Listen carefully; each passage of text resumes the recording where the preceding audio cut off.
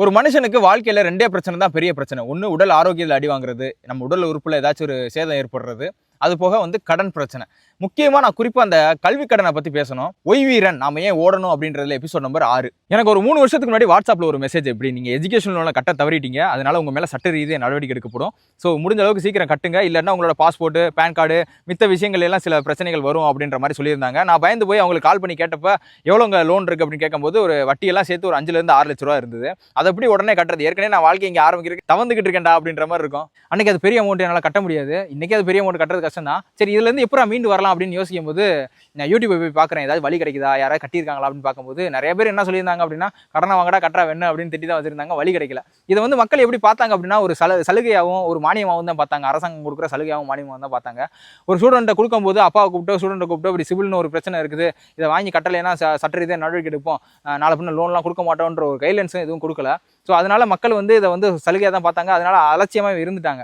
இதை நான் கட்ட வேணான்னு சொல்லலை. மித்த லோன் மாதிரி வருமானத்துக்காக வாங்கின லோன் கிடையாது, ஒரு அறிவுக்காக கொடுத்தது. இதை எப்படி இதுலேருந்து மீண்டு வரலாம், காசு இல்லாதவங்க எப்படி மீண்டு வரலாம் அப்படின்றத சொல்கிறேன் நான். ஒன் டைம் செட்டில்மெண்ட் அப்படின்னு ஒரு மேட்டர் இருக்குது. இப்போ எனக்கு ரிலையன்ஸ் ஏஆர்சி தான் எனக்கு அப்ரோச் பண்ணாங்க. 2 லட்சம் வாங்கிருக்கீங்க அப்படின்னா கமிஷனோட சேர்த்து ஒரு 1.5 லட்சம் ரூபா அவங்க சொல்லுவாங்க. நீங்கள் அவங்கள்ட்ட போகிறதுக்கு பதிலாக டேரெக்டாக மேனேஜர் எந்த பேங்க்ல வாங்கிருக்கீங்களோ அவங்கள்ட்ட போனீங்க அப்படின்னா 2 லட்சம் வாங்கிருக்கீங்கன்னா 1 லட்ச ரூபா அதுக்கு கீழே சொல்றதுக்கு வாய்ப்பு இருக்கு. ஒன் டைம் செட்டில்மெண்ட்டாக பண்ணி அதுலேருந்து வெளியில் வாங்க. மேனேஜர்லாம் ஒன்றும் சொல்ல மாட்டாரு. நீங்கள் டேரெக்டாக போய் கேளுங்க. நம்மள மாதிரி கஷ்டப்பட்டு வந்தவர் தானே வரும். ஸோ நீங்கள் கேட்டு அந்த செட்டில்மெண்ட்டை பண்ணி வெளியில் வாங்க. காசு இல்லைன்னா வட்டி கட்ட முடியல அப்படின்ற பட்சத்தில் என்ன ஒரு 5 வருஷம் கூலிங் பீரியடு. 5 வருஷத்துக்கு லோனுன்னு எதுவும் வாங்க முடியாது. அதுக்கப்புறம் நம்ம மீண்டு வந்துக்கலாம். நான் இதிலிருந்து நான் மீண்டு வரதுக்கு என்ன பண்ணேன் அப்படின்னா, இங்கிட்டு ஒரு கடனை வாங்கி இந்த இதில் கட்டி இப்படி தான் மீண்டு வந்தது. அதுக்கப்புறம் நான் ஒரு 1.5 மாதம் 2 மாதம் மன போராட்டம் இருக்கு.